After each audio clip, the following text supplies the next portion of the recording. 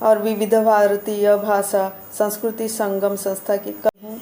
हमारा संस्था 14 नवंबर 2018 को स्थापित हुआ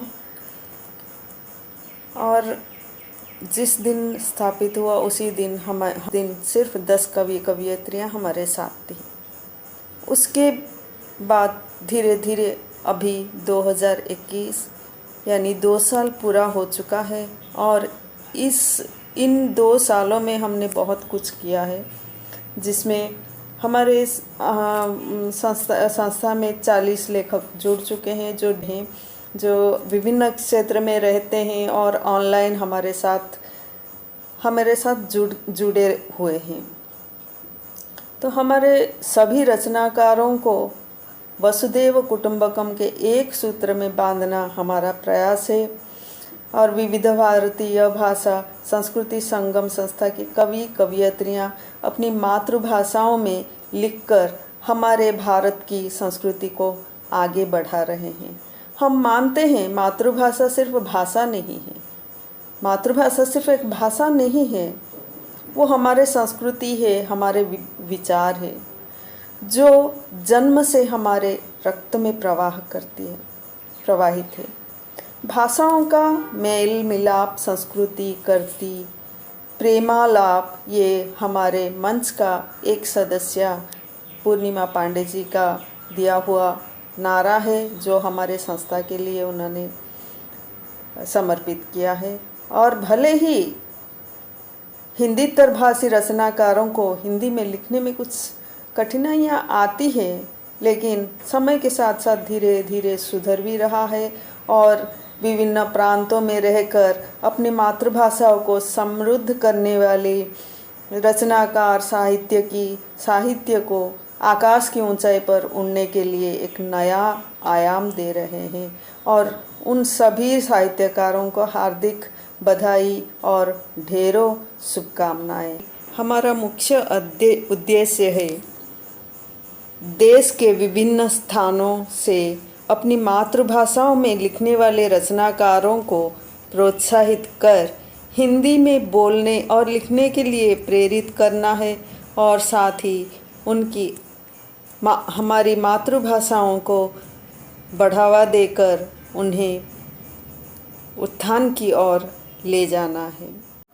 विविध भारतीय भाषा संस्कृति संगम की ओर से आयोजित चौथा काव्य सम्मेलन में उपस्थित कवि कवयित्रियों का अभिनंदन।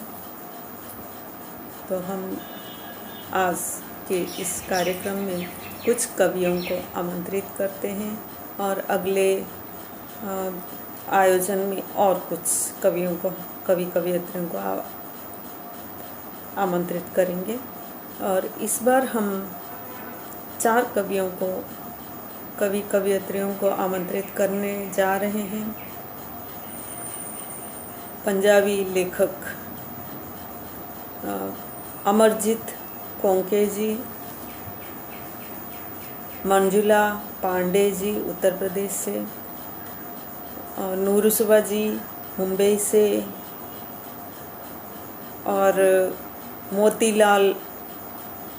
आदरणीय मोतीलाल दास जी, अमरजीत कोंके जी को।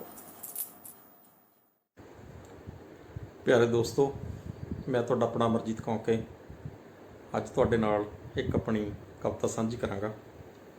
ਕਵਿਤਾ ਦਾ ਨਾਮ ਹੈ ਕੌਣ ਪੜ੍ਹੇਗਾ ਕਵਿਤਾਵਾਂ। ਇਸ ਮੌਸਮ ਵਿੱਚ ਕੌਣ ਪੜ੍ਹੇਗਾ ਕਵਿਤਾਵਾਂ, ਇਸ ਮੌਸਮ ਵਿੱਚ ਕੌਣ ਪੜ੍ਹੇਗਾ ਕਵਿਤਾਵਾਂ, ਜਦੋਂ ਡਿਸ਼ ਐਂਟੀਨੇ ਵਿੱਚੋਂ ਕਮਰੇ ਅੰਦਰ ਲੰਘ ਆਇਆ ਹੈ ਸੰਸਾਰ। ਇਸ ਮੌਸਮ ਵਿੱਚ ਕੌਣ ਪੜ੍ਹੇਗਾ ਕਵਿਤਾਵਾਂ, ਜਦੋਂ ਡਿਸ਼ ਐਂਟੀਨੇ ਵਿੱਚੋਂ ਕਮਰੇ ਅੰਦਰ ਲੰਘ ਆਇਆ ਹੈ ਸੰਸਾਰ। ਬੱਚੇ ਵੀਡੀਓ ਗੇਮਾਂ 'ਚ ਉਲਝੇ, ਔਰਤਾਂ ਬਿਊਟੀ ਪਾਰਲਰਾਂ 'ਚ ਹੇਅਰ ਸਟਾਈਲ ਬਣਾਉਂਦੀਆਂ, ਪੁਰਸ਼ ਵੱਧਦੇ ਘਟਦੇ ਸ਼ੇਅਰਾਂ ਦਾ ਹਿਸਾਬ ਕਿਤਾਬ ਕਰਦੇ। ਇਸ ਮੌਸਮ ਵਿੱਚ ਕੌਣ ਪੜ੍ਹੇਗਾ ਕਵਿਤਾਵਾਂ। ਇਸ ਮੌਸਮ ਵਿੱਚ ਕੌਣ ਪੜ੍ਹੇਗਾ ਕਵਿਤਾਵਾਂ ਕਿ ਆਦਮਖੋਰ ਦੈਂਤ ਦਾ ਪੰਜਾ ਜਦੋਂ ਹਰ ਮੁਲਕ ਹਰ ਸ਼ਹਿਰ ਤੇ, ਹਰ ਪਿੰਡ ਹਰ ਨਗਰ ਤੇ ਆਪਣੀ ਕਸ ਵਧਾ ਰਿਹਾ।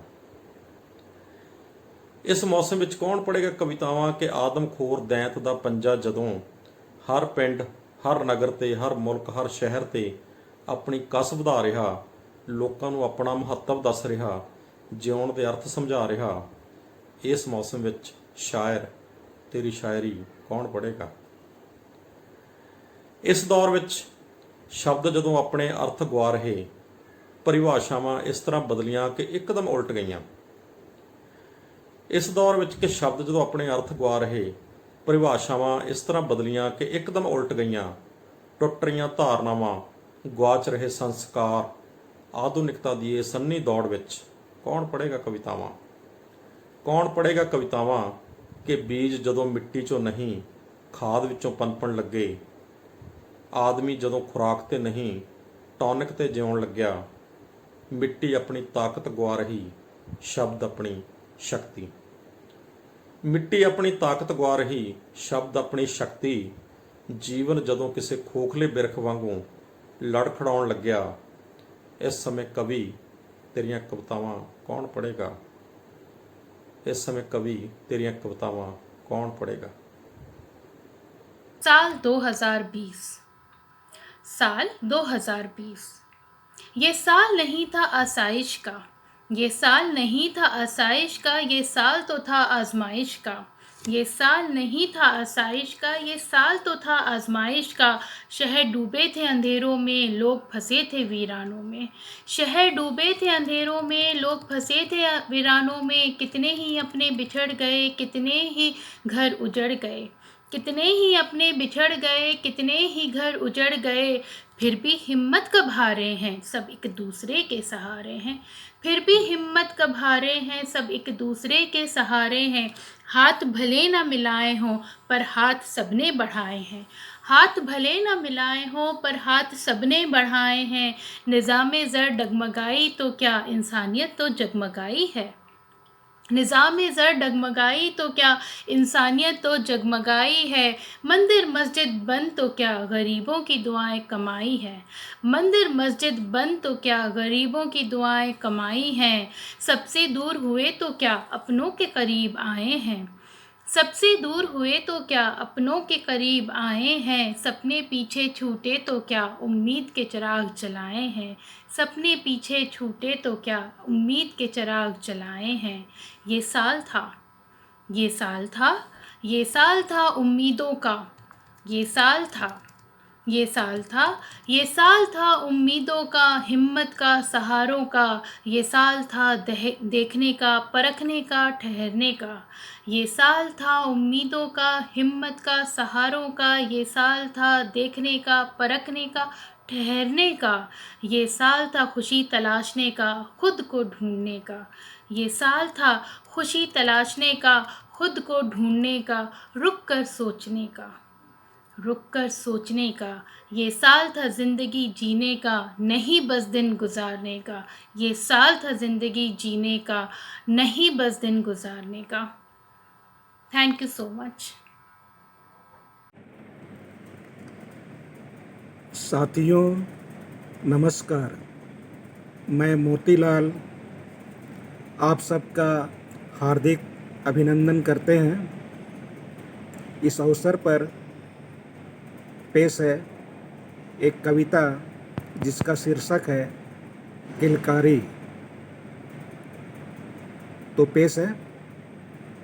अभी है हमारे पास, अभी है हमारे पास कई समय, काल के भंडार में कई लय, माटी की महक में कई गीत, ब्रह्मांड की कोख में कई बीज, जीवन की डगर में कई भविष्य, सदी के आंचल में।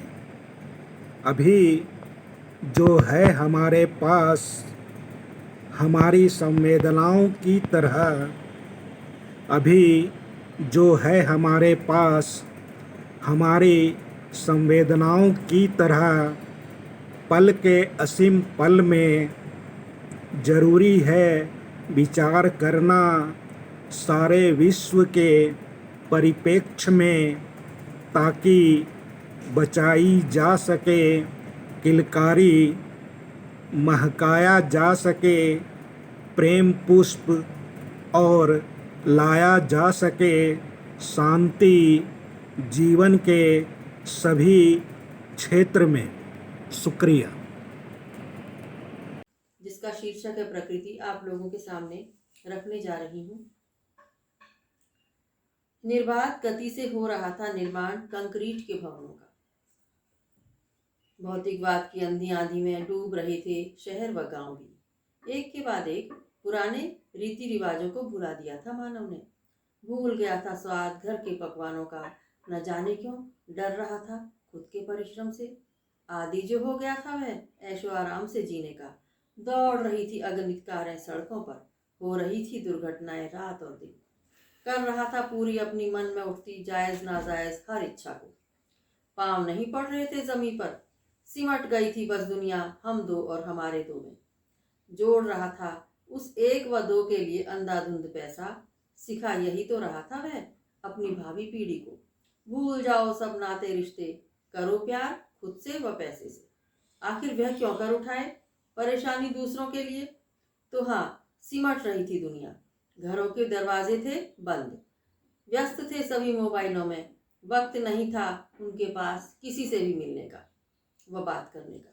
उत्तर जो मिल जाते थे सब बातों के गूगल में। हाँ, इसीलिए तो उसे जरूरत नहीं रह गई थी अपने बड़े बुजुर्गों के अनुभवों से कुछ सीखने की। ऐसे में प्रकृति आई माँ बनकर, लगाने को जबरदस्त थप्पड़, करने को असंतुलित वस्तुओं को संतुलित। अब दिख रही है सड़कें शांत, भीड़ नहीं है उनमें बेमतलब की, नहीं फैल रहा है प्रदूषण यातायात के साधनों से, नहीं है दुर्घटना का भय सड़कों पर। कहाँ गई वह सब भीड़।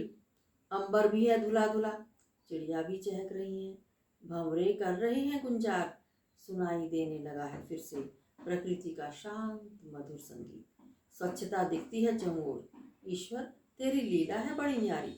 दुख है तो बस स्वजनों के जाने का। बैठ गए हैं लोग घरों में अब माता पिता व बच्चों के साथ, बन रहे हैं व्यंजन तरह तरह के, लेकर सहारा यूट्यूब का। देखभाल हो रही है बच्चों की अच्छी तरह, मिल रहा है बुजुर्गों व बच्चों को घर का पका खाना। हाँ, जो लोग कुक के हाथों का बना खाते थे खाना, अब वह भी चला रहे हैं अपने हाथ चकला बेलन पर। हो रही है सफाई खुद ब खुद घर में बर्तन व कपड़ों की। यही तो सिखाते थे हमारे बुजुर्ग, सादा जीवन व उच्च विचार, साफ सफाई व मितव्ययता, अनुशासन व कठोर परिश्रम, बड़ों का आदर सम्मान। दरअसल फलता फूलता है मानव तभी करता है जब सेवा तन मन व धन से प्रकृति व उसके जीवों की। करता है जब सेवा तन मन व धन से प्रकृति व उसके जीवों की। धन्यवाद।